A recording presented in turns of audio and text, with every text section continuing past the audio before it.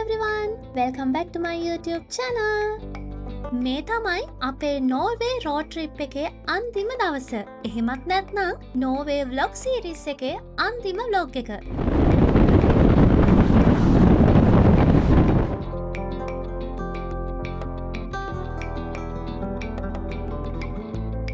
ඉතින් මේ vlog එකෙන් මම ඔයාලත් එක්ක share කරගන්නේ නෝර්වේ වල capital city එක ඔස්ලෝ ගැන.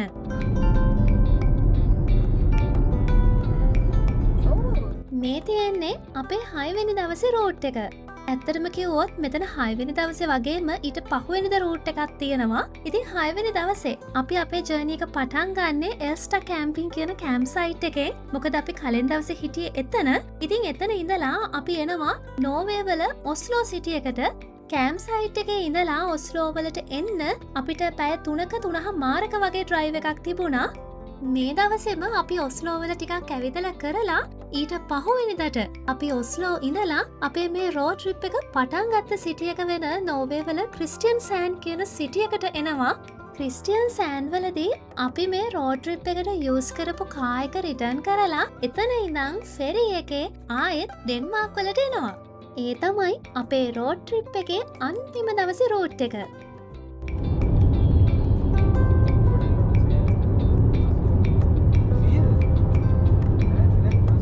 ඔස්ලෝ කියලා කියන්නේ නෝර්වේ වල කැපිටල් සිටි එක.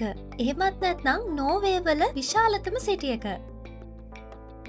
නෝර්වේ වල සදර්න් පාර්ට් එකේ තමයි මේ ඔස්ලෝ සිටි එක තියෙන්නේ.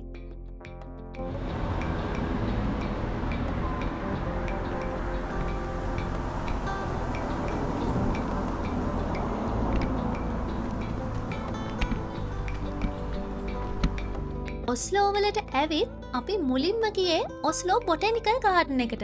ඒකට එක හේතුවක් තමයි අපි කැම්ප් සයිට් එකේ ඉඳලා ඔස්ලෝ වලට එක දිගටම ඩ්‍රයිව් කරා කොහෙවත් නතර කරන්නේ නැතුව. ඉතින් අපි ඔස්ලෝ වලට එනකොටත් හවස 1:02 වගේ වෙලා තිබුණා. අපි ලන්ච් අරන් තිබුණෙත් නැහැ. ඒක නිසා අපි ලන්ච් එක ටේක් අවේ අරගෙන මේ ගාඩන් එකට ආවා. මෙතන ඉඳන් කෑම කාලා ගාඩන් එකත් එක්ස්ප්ලෝර් කරනවා කියලා හිතාගෙන.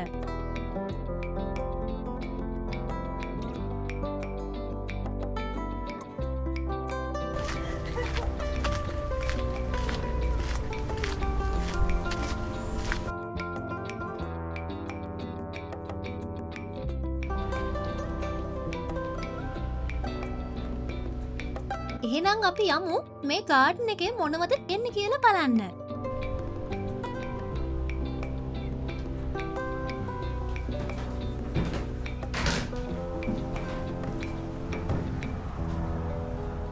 මේ බොටැනිකල් ගාඩන් එක ප්‍රධාන වශයෙන්ම හදලා තියෙන්නේ රිසර්ච් and conservation purposes වලට. මේ ගාඩන් එක මැනේජ් කරන්නේ ඔස්ලෝ යුනිවර්සිටි එකෙන්.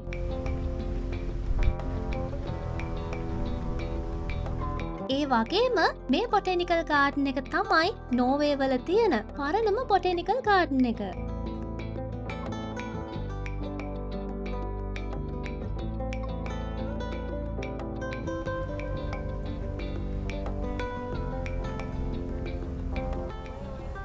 ලෝකයේ විවිධ පැතිවලින් එකතු කරගත්ත එක එක පැල වර්ග 5000කට වැඩි ප්‍රමාණයක් මේ බොටැනිකල් ගාඩන් එකට ආවොතින් බලන්න පුළුවන්. ඒ වගේම තමයි ඒ හැම ප්ලාන්ට් එකක්ම කැටගරයිස් කරලා තියෙන්නේ සෙක්ෂන්ස් වලට. උදාහරණයක් විදිහට නෝර්වේ ඇතුළු නෝටික් රටවල් වල හැදෙන පැල ಜಾති වෙනම සෙක්ෂන් එකක තියෙනවා. එතනට ගියොත් අපිට ඒ ගැන අධ්‍යයනය කරන්න පුළුවන්. ඒ වගේම තමයි මවුන්ටන් සයිට් එකේ හැදෙන පැල වර්ග තවත් සෙක්ෂන් එකක තියෙනවා. ඒත් එක්කම ඉස්සර කාලේ බෙහෙත් වලට භාවිතා කරපු පැල වර්ගත් මෙතන වෙනම තැනක තියෙනවා. අපිට ඒ ගැන අධ්‍යයනය කරන්නත් පුළුවන්.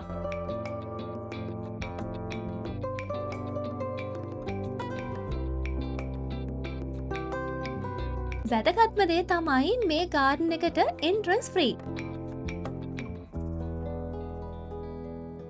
මේ කියපු කී ඩීටේල්ස් ඇරුණම මේ බොටැනිකල් ගාඩන් එක රිලැක්සිං වෝක් එකකට, ෆොටෝග්‍රැෆි වලට, ඒ වගේම පික්නික් එහෙම යන්න හොඳම තැනක්.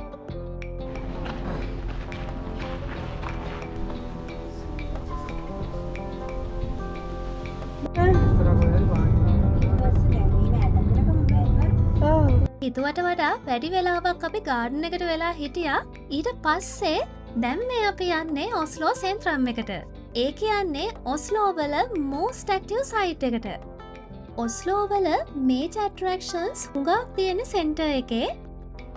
ඒ අතරින් වඩාත් වැදගත්ම ලෑන්ඩ්මාර්ක්ස් කීපයක් තමයි රෝයල් පැලස් එක, ඔස්ලෝ කැතීඩ්‍රල් එක, පාර්ලිමන්ට් බිල්ඩින් එක සහ ඔස්ලෝ ඔපෙරා හවුස් එක. මේ හැම තැනටම යන්න නම් අපිට ටයිම් තිබුණේ නැහැ. ඒ වුණාට අපි මුලින්ම යන්න හිතුවා ඔස්ලෝ ඔපෙරා හවුස් එකට. මේ ඔයාලට පේන්නේ ඔස්ලෝ ෆියෝඩ් එක. මෙතන තමයි ඔස්ලෝ හාබර් එක තියෙන්නේ. මේ ෆියෝඩ් එකේ කෙළවර තමයි අපි බලන්න යන ඔපෙරා හවුස් එක තියෙන්නේ. ඔයාලට මේ දකුණු පැත්තෙන් ඈතින් පේන සුදු පාට බිල්ඩින් එක තමයි ඔපෙරා හවුස් එක. මේ බිල්ඩින් එක ඩිසයින් කරලා තියෙන්නේ ෆියෝඩ් එකෙන් උඩට මතුවලා පේන අයිස් කන්දක් විදිහට. මේ ඔපෙරා හවුස් එකේ තියෙන්නේ ස්ලෝපින් රූෆ් එකක්. ඒ විදිහට ඩිසයින් කරලා තියෙන්නේ රූෆ් එක උඩින් ඇවිදන් යන්න පුළුවන් වෙන්න. ඉතින් අපි මේ ඔපෙරා හවුස් එකේ ඇතුළට නම් ගියේ නැහැ. හැබැයි මේ බිල්ඩින් එක ඇතුලේ 1300කට වාඩි වෙලා ඔපෙරා, බැලේ, කොන්සර්ට්ස් වගේ පර්ෆෝමන්සස් බලන්න පුළුවන්.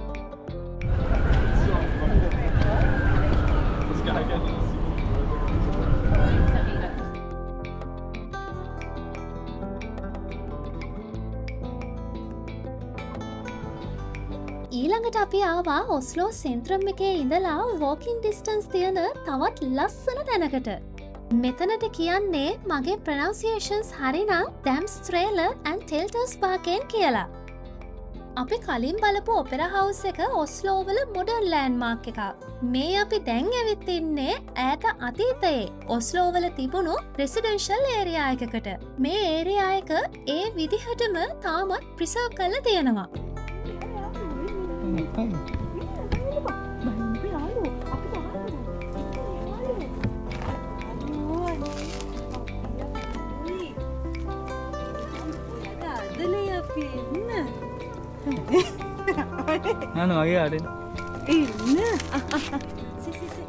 මෙන්න මේ පේන පාට වුඩන් හවුසස් නිසා මේ ඒරියා එක හරිම කලර්ෆුල්.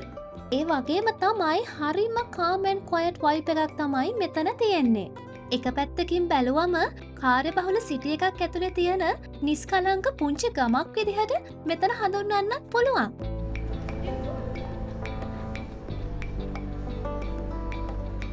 කාවෙත් තියෙනවා වගේ. ඒ ගෑස් එකේ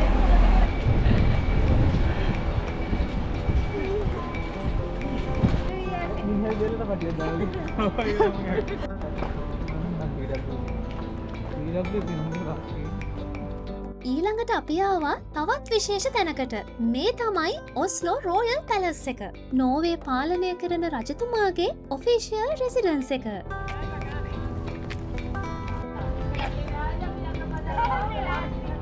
19වෙනි සතවර්ෂයේදී තමයි මේ පැලස් එක හදලා තියෙන්නේ. ඉතින් ඒ කාලේ ස්වීඩන් වල යූනියන් එකක් විදිහට තමයි නෝර්වේ තිබිලා තියෙන්නේ. ඒක නිසා මේ පැලස් එකේ නෝර්වේ පාලනය කරන රජතුමා වගේම ස්වීඩන් පාලනය කරන රජතුමත් වාසය කරලා තියෙනවා. කොහොම හරි 1905 දී තමයි නෝර්වේ රජවරුන් විතරක් වාසය කරන රොයල් රෙසිඩන්සි එක විදිහට මෙතන පත් වෙලා තියෙන්නේ.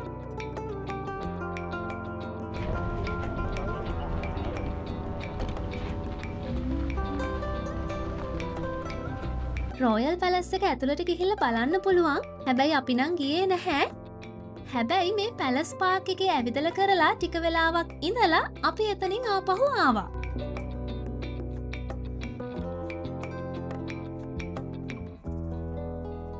දැන් නම් අපිට හොඳටම මහන්සි. තවත් ඔස්ලෝ වල ඇවිදින්න නම් බලාපොරොත්තුවක් නැහැ. ඒක නිසා අපි ආවා මේ දවසේ රැට ඔස්ලෝ වල නතර වෙන්න ඩිසයිඩ් කරපු තැනට. එන්න කොහෙනම් ඔස්ලෝ වල අපි හිටපු තැන කොයි වගේද කියලා පෙන්වන්න.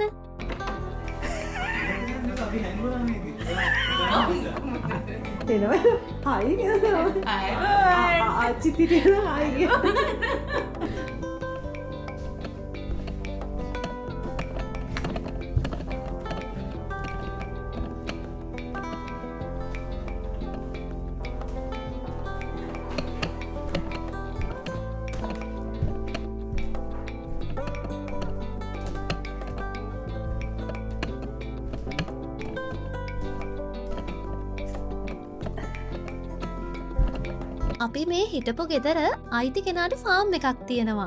ඒ ෆාම් එක තියෙන්නෙත් මේ ගෙදරම එහා පැත්තේ. ඒක නිසා යාගේ ෆාම් එකෙන් ගතිපු මෙන්න මේ බිත්තර ටික යා අපිට දුන්නා කාලා බලන්න කියලා.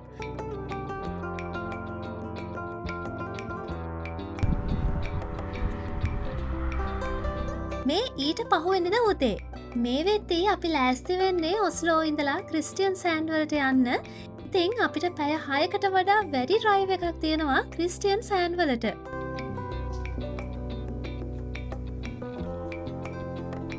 ක්‍රිස්ටියන් සෑන්ඩ් වලට ඇවිල්ලා කෑමත් අරගෙනම ෆෙරි එකට බෝඩ් වුණා. එදා ඉවරයි ෂට්ඩාව. එදා නිදාගත්තා. ඊට පස්සේ පහුවෙන්දා උදේ කාලා බීලා ඉවර වෙලා අපි පුංචි රීකැප් එකක් කරා. අපි ගිහපු තැන්, අපි කරපු දේවල්, ඒ වගේම අපිට තිබුණු අභියෝග, අපි ගත්ත අත්දැකීම්, මේ හැම දෙයක්ම හරිම සතුටින්, හරිම ආසාවෙන් ආයෙත් මතක් කරා අපි ඩෙන්මාර්ක් වලට එන ගමන් මේ ෆෙරි එකේදී. ඉතින් ඔන්න ඔය විදිහට තමයි අවුරුදු 2කට වඩා වැඩි කාලයක් බලාපොරොත්තුවෙන් හිටපු දවස් ගාණක් ප්ලෑන් කරපු අපේ මේ රෝඩ් ට්‍රිප් එක ඉවර වෙන්නේ. අපි 4 දෙනා මේ රෝඩ් ට්‍රිප් එක කොයිතරම්නම් එන්ජොයි කරාද කියනවනම් යුරෝප් වල මේ වගේම තවත් ලස්සන පැත්තක මේ වගේ ලස්සන රෝඩ් ට්‍රිප් එකක් යන්න දවසක් එනකන් ඉවසිල්ලක් නැතුව ඉන්නේ. මම හිතනවා මේ නෝවේ vlog series එක මුලින් ඉඳන් බලපු කෙනෙක් නම් ඔයත් අපි වගේම මේ රෝඩ් ට්‍රිප් එක එන්ජොයි කරන්න ඇති කියලා. එහෙනම් ඉතින් අලුත් travel vlog එකක් අරගෙන ඉක්මනටම එනකන් thank you so much for watching my videos. Bye bye.